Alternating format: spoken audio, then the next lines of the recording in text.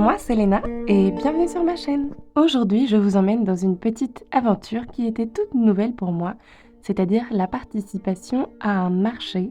Et j'ai déjà participé au marché de Noël. Je vous avais d'ailleurs fait un petit vlog que je vous laisserai quelque part. Et là, j'installe mes affaires. Je vous ai pointé du doigt un peu toutes mes affaires pour un événement qui s'appelle Vestiaire Collectif et qui a eu lieu, puisque ça a déjà eu lieu, au musée Hébert vers la Tronche, à Grenoble. J'avais emprunté le camion et j'avais amené le plus possible mes affaires en essayant d'agencer le tout pour ne pas me perdre dans mon organisation, étant donné que j'étais toute seule à m'occuper de tout ça et que ça prend du temps de tout sortir et puis ensuite d'aller garer le camion. C'était un super événement, il y a eu vraiment beaucoup de monde, je n'ai même pas eu le temps de vraiment explorer, seulement en allant faire pipi et du coup là je vous montre mon retour vers mon stand. Donc voilà ce à quoi est-ce que l'espace ressemblait.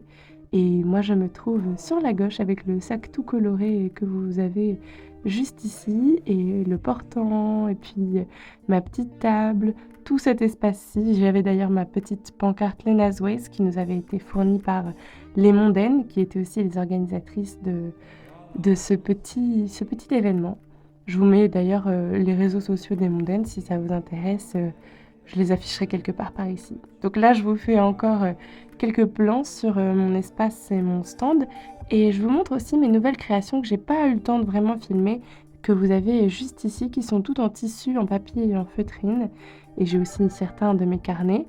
Je vous remettrai de toute façon quelques vidéos de ces créations-ci au sein de ma petite boutique, la boutique Baobab. Et vous avez sur l'extrême gauche un de mes tableaux en tissu que j'adore. Je vous montre un peu ce que j'avais ce jour-là, surtout du tissu puisqu'il s'agissait d'un événement autour du vêtement, puisqu'il y a une exposition sur le vêtement en ce moment au musée Hébert. Nous voici de retour à l'espace de la boutique Baobab et il y a une petite photo qui s'affiche de mon stand et puis surtout de moi-même devant mon stand qui avait été prise Ouh là là, je voulais juste dire une photo qui avait été prise lors de cet événement. Là, vous avez les cercles qui sont contre le mur blanc, mais il y en avait aussi au-dessus du miroir, qui sont les créations dont je vous parle, dont celle-ci fait partie aussi en format carré. Donc ce n'est que du tissu et du papier, tout ça sur de la feutrine. Et ça prend un peu du temps à faire, mais j'adore. C'est des espèces de petits mondes, de petits théâtres là aussi, mais sur du tissu. Bon, maintenant on passe à autre chose et on part en direction de Strasbourg. Et nous y voici d'ailleurs. C'est la gare de Strasbourg. Lorsque la nuit tombe, je n'ai pas pris le train. On a pris un blablacar, une copine et moi. Et toutes les quatre, nous avons passé un certain temps à Strasbourg. On a décidé le soir même d'aller boire un coup et manger un peu puisque on était affamés. Donc on passe un peu dans les rues de Strasbourg et on s'est installé pour manger un petit peu. Alors moi je crois que j'ai pris une poutine si je ne me trompe pas. Ça m'a rappelé quand j'étais adolescente et que j'étais allée visiter le Canada. Et on a passé une chouette soirée même si on était très fatiguée. Alors la voici ma poutine en question, avec une petite salade qui accompagnait bien le tout, et puis bien sûr des tartes flambées. Et le lendemain matin, ça faisait du bien de se réveiller reposé et de prendre un petit café. On a eu la chance d'avoir des places gratuites pour aller faire un tour en bateau péniche, un peu style bateau mouche. Et on est passé, en allant en direction du bateau, justement, en plein milieu d'une brocante. Bon, on n'avait pas le temps d'y faire un peu le tour, mais j'étais bien contente de voir les objets des brocanteurs et de voir cet agencement là, sous le soleil de Strasbourg. J'ai le nez un peu bouché, je suis un peu malade, donc vous m'excuserez si vous m'entendez parfois avec une voix un peu étouffée et nasillarde. Pendant ce tour en bateau, je vais vous proposer ma petite version de je raconte l'histoire de Strasbourg et je vous laisserai aussi en musique pour pouvoir observer le paysage urbain, si bien entendu ça vous intéresse.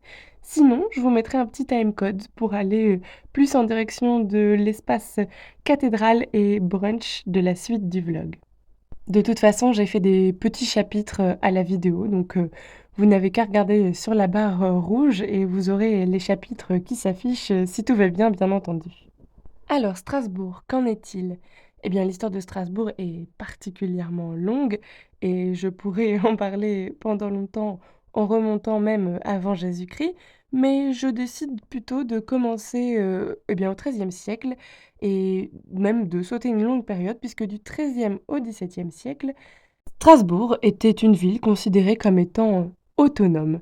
En effet, il y avait une position assez stratégique, de la ville de Strasbourg, vis-à-vis de l'espace de la région du Rhin supérieur et puis aussi, il y avait une certaine richesse financière que possédait la ville de Strasbourg et la ville n'était pas prête à participer à la création d'un empire quelconque et consacrer son économie à son indépendance qui lui était particulièrement chère et qui avait été concédée à la ville de Strasbourg par, l'empereur, Charles combien? Charles IV, si je ne me trompe pas, mais il faudrait revérifier. Tout au long du XVe et XVIe siècle, la ville a dû se défendre contre des chevaliers brigands, contre les ducs de Bourgogne, pardon, mais aussi contre, l'empereur de France. Et puis c'est après la guerre de 30 ans, en 1681, que Strasbourg va se plier à l'hégémonie du roi de France et va se soumettre en devenant à ce moment-là une ville faisant partie à part entière du royaume de France. Au XVIIe siècle, le culte catholique est de mise en France et plus particulièrement à Strasbourg. Les protestants et les thèses de Martin Luther restent derrière la France de l'époque et la cathédrale de Strasbourg, qui avait longtemps été protestante, est rendue à un culte catholique. L'Empire français, au XIXe siècle, perd face à l'Empire allemand et cette défaite marque un changement majeur dans la nomination de l'Alsace sur le traité de Francfort. Et c'est là que beaucoup de querelles ont commencé vis-à-vis du statut de l'Alsace à la fois en France et en Allemagne. Strasbourg devient la capitale du Reichsland. Je le prononce peut-être pas très bien, donc je l'écrirai. Et c'est une ville qui va jouer le rôle de métropole régionale et la présence de l'armée allemande, va rester particulièrement forte. À la fois dans un désir de domination, mais aussi de respect des traditions strasbourgeoises, les Allemands proposent une architecture à la fois empreinte de leur patte allemande, mais aussi en accord avec les architectures strasbourgeoises d'époque. Et une des universités de Strasbourg est reconstruite et construite en partie à ce moment-là et aujourd'hui encore un des joyaux de l'espace universitaire strasbourgeois. Le 22 novembre 1918, au début du XXe siècle, la France et ses troupes entrent dans la ville de Strasbourg et reprennent le pouvoir sur cet espace-ci. Alors voilà, je vous laisse ici avec toutes ces informations, avec la ville de Strasbourg qui est redevenue au début du XXe siècle française. Et si ça vous intéresse, je vous mets quelques liens en description pour aller plus loin. Après cette découverte de Strasbourg et cette jolie visite, on a profité toutes les quatre d'un super brunch sucré-salé, on s'est régalé et puis on a continué à aller découvrir Strasbourg, faire un petit tour en ville, pardon, et on est repassé devant cette cathédrale que j'aime tant. Je vous ai fait aussi une vidéo à ce sujet-là. Je vous la mettrai dans le petit i qui s'affiche si jamais ça vous intéresse. Je vous laisse un peu en musique et je vous reprends dans un instant.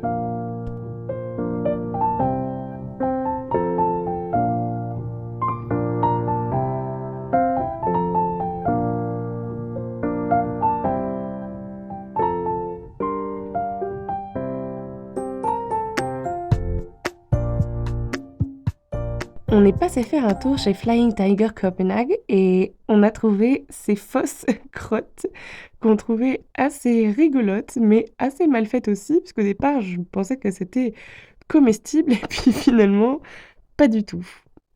On regardait un petit peu les objets, les nouvelles choses arrivées, entre autres en préparation de l'anniversaire de Maëlys qui arrivait et qui avait une thématique un peu aquatique.